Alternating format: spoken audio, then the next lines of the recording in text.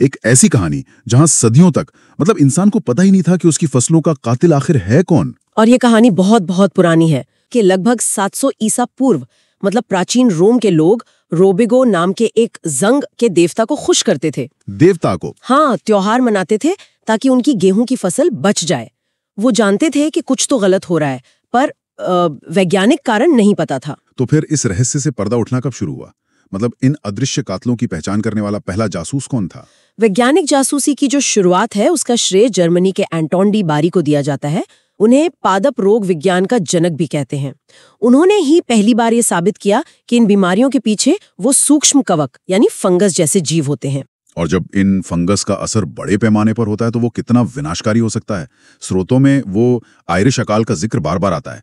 ये तो सिर्फ एक फसल के खराब होने से कहीं ज्यादा था, है ना? बिल्कुल। 1845 का जो आयरिश आलू अकाल था वो एक राष्ट्रीय त्रासदी थी। राष्ट्रीय त्रासदी? हाँ, फाइटोफथोरा इन्फेस्टेंस नाम के कवक ने उसने पूरी की पूरी आलू की फसल ही तबाह कर दी।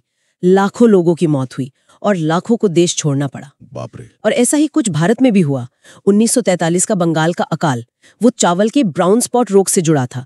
तो ये घटनाएं हमें बताती हैं कि ये सिर्फ विज्ञान नहीं है, ये सीधे सीधे इंसान की जिंदगी और मौत का सवाल है। ये तो बहुत डरावना है। तो क्या इंसान ने इन दुश्मनों से लड़ने के लिए कोई हथियार बनाया? स्रोतों में बोर्डो मिश्रण का जिक्र है, वो क्या था? हाँ, और उसकी खोज भी एक कहानी है।